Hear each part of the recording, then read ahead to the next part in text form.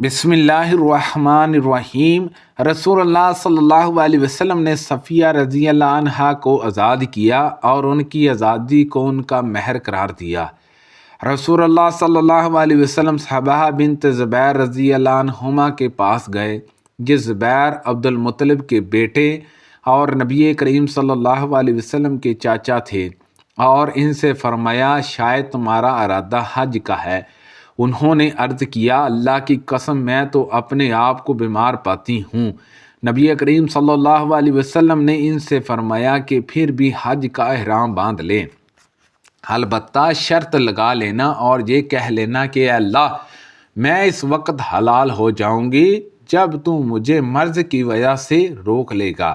اور صباح بنت زبیر قریشی رضی اللہ عنہ مقتادہ بن اسودہ رضی اللہ عنہ کے نکاح میں تھی۔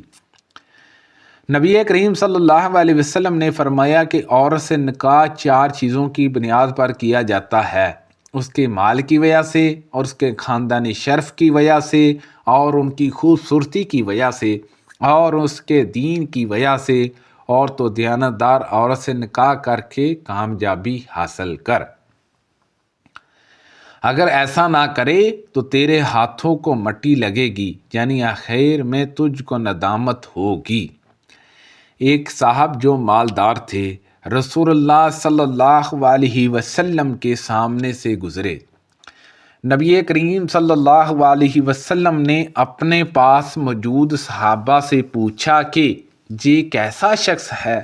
صحابہ نے عرض کیا کہ یہ اس لائق ہے کہ اگر یہ نکاح کا پیغام بھیجے تو اس سے نکاح کیا جائے، اگر کسی کی سفارش کرے تو اس کی سفارش قبول کی جائے، اگر کوئی بات کہے تو غور سے سنی جائے۔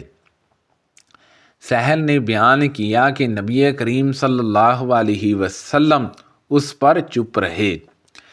پھر ایک دوسرے صاحب گزرے جو مسلمانوں کے غریب اور محتاج لوگوں میں شمار کیے جاتے تھے۔ نبی کریم صلی اللہ علیہ وسلم نے دریافت فرمایا کہ اس کے متعلق تمہارا کیا خیال ہے؟ صحابہ نے عرض کیا کہ یہ اس قابل ہے کہ اگر کسی کے جہاں نکاح کا پیغام بھیجے تو اس سے نکاح نہ کیا جائے، اگر کسی کی سفارش کرے تو اس کی سفارش قبول نہ کی جائے، اگر کوئی بات کہے تو اس کی بات نہ سنی جائے۔ آپ صلی اللہ علیہ وسلم نے اس پر فرمایا کہ یہ شخص اکیلا پہلے شخص کی طرح دنیا بھر سے بہتر ہے۔ رسول اللہ صلی اللہ علیہ وسلم نے فرمایا کہ نحوست عورت میں، گھر میں اور گھوڑے میں ہو سکتی ہے۔ نحوست بے برکتی اگر ہو تو ان میں ہو سکتی ہے۔ رسول اللہ صلی اللہ علیہ وسلم نے فرمایا کہ میں نے اپنے بعد مردوں کے لیے عورتوں کے فتنے سے بڑھ کر نقصان دینے والا اور کوئی فتنہ نہیں چھوڑا ہے۔ برجہ کے ساتھ 3 سنتیں قائم ہوتی ہیں، انہیں آزاد کیا اور پھر اختیار دیا گیا کہ اگر چاہیں تو اپنے شوہر سابقہ سے اپنا نکاح فسخ کر سکتی ہیں۔ اور رسول اللہ صلی اللہ علیہ وسلم نے برجہ رضی اللہ عنہا کے بارے میں فرمایا کہ ولا آزاد کرانے والے کے ساتھ قائم ہوئی ہے۔ اور نبی کریم صلی اللہ علیہ وسلم غار میں داخل ہوئے تو ایک بانڈی گوشت کی چولہے پر تھی۔ پھر نبی کریم صلی اللہ علیہ وسلم کے لیے روٹی اور گھر کا سالن لایا گیا۔ آپ صلی اللہ علیہ وسلم نے فرمایا کہ چولہے پر ہانڈی گوشت کی بھی تو میں نے دیکھی تھی۔ عرض کیا گیا کہ وہ ہانڈی اس گوشت کی تھی جو برجہ کو صدقے میں ملا تھا، اور آپ صلی اللہ علیہ وسلم صدقہ نہیں کھاتے۔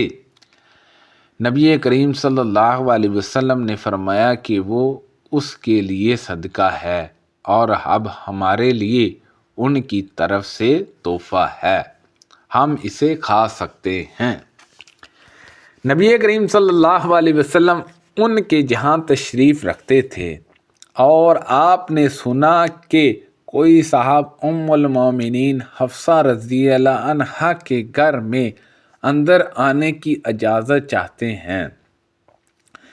بیان کیا کہ میں نے عرض کیا یا رسول اللہ صلی اللہ علیہ وسلم، یہ شخص آپ کے گھر میں آنے کی اجازت چاہتا ہے۔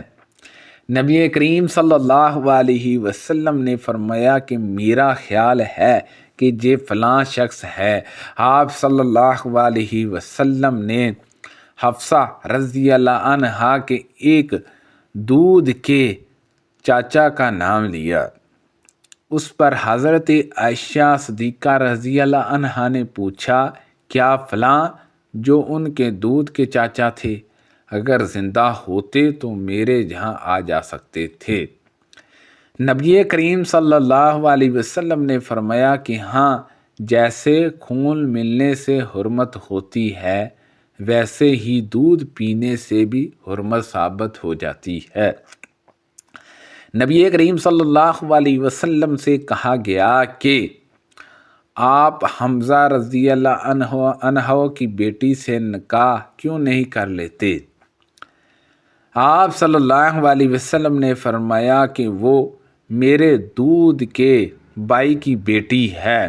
اور بشیر بن عمر نے بیان کیا، ان سے شعبہ نے بیان کیا، انہوں نے قتادہ سے سنا اور انہوں نے اسی طرح جابر بن زید سے سنا۔ انہوں نے عرض کیا یا رسول اللہ صلی اللہ علیہ وسلم، میری بہن ابو سفیان کی لڑکی سے نکاح کر لیجئے۔ آپ صلی اللہ علیہ وسلم نے فرمایا کہ کیا تم اسے پسند کرو گی کہ تمہاری سوکن بہن بنے؟ میں نے عرض کیا جی ہاں، میں تو پسند کرتی ہوں، اگر میں اکیلی آپ کی بیوی ہوتی تو پسند نہ کرتی۔ پھر میری بہن اگر میرے ساتھ بلائی میں شریک ہو تو میں کیوں کرنا چاہوں گی؟ غیروں سے تو بہن ہی اچھی ہے۔ آپ صلی اللہ علیہ وسلم نے فرمایا وہ میرے لیے حلال نہیں ہے۔ ام حبابیہ رضی اللہ عنہا نے کہا یا رسول اللہ صلی اللہ علیہ وسلم، لوگ کہتے ہیں آپ ابو سلمہ کی بیٹی سے جو ام سلمہ کے پیٹ سے ہے نکاح کرنے والے ہیں۔ آپ صلی اللہ علیہ وسلم نے فرمایا کہ اگر وہ میری ربیہ اور میری پرورش میں نہ ہوتی، یعنی میری بیوی کی بیٹی نہ ہوتی، جب بھی میرے لیے حلال نہ ہوتی، وہ دوسرے رشتے سے میری دودھ بھتیجی ہے۔ مجھ کو اور ابو سلمہ کے باپ کو دونوں کو صوبیہ نے دودھ پلایا ہے۔ دیکھو ایسے مت کرو، اپنی بیٹیوں اور بہنوں کو مجھ سے نکاح کرنے کے لیے نہ کہو۔ عروہ راوی نے کہا صوبیہ ابو لہب کی لونڈی تھی، ابو لہب نے اس کو آزاد کر دیا تھا جب اس نے نبی کریم صلی اللہ علیہ وسلم کے پیدا ہونے کی خبر ابو لہب کو دی تھی۔ پھر اس نے نبی کریم صلی اللہ علیہ وسلم کو دودھ پلایا تھا۔ جب ابو لہب مر گیا تو اس کے کسی عزیز نے مرنے کے بعد اس کو خواب میں برے حال میں دیکھا تو پوچھا کیا حال ہے، کیا گزری؟ وہ کہنے لگا جب سے میں نے تم سے جدا ہوا ہوں کبھی آرام نہیں ملا مگر ایک ذرا سا پانی پیر کے دن مل جاتا ہے۔ ابو لہب نے اس گڑھے کی طرف اشارہ کیا جو انگوٹھے اور کلمے کے انگلی کے بیچ میں ہوتا ہے۔ یہ بھی اسی وجہ سے ہے کہ میں نے صوبیہ کو آزاد کیا تھا۔ سبحان اللہ عز و جل۔ اللہ پاک سے دعا ہے کہ اللہ پاک ان حدیثوں پر عمل کرنے کی توفیق عطا فرمائے۔ اللہ پاک ہم سب کو صحت و تندرستی عطا فرمائے۔ کو پڑھنے میں غلطی کوتاہی ہو گئی ہو تو اللہ پاک معاف فرمائے۔ صدقہ جاریہ سے زیادہ لوگوں تک شیئر کیجئے۔ آمین بجاہ النبی الامین صلی اللہ علیہ وسلم۔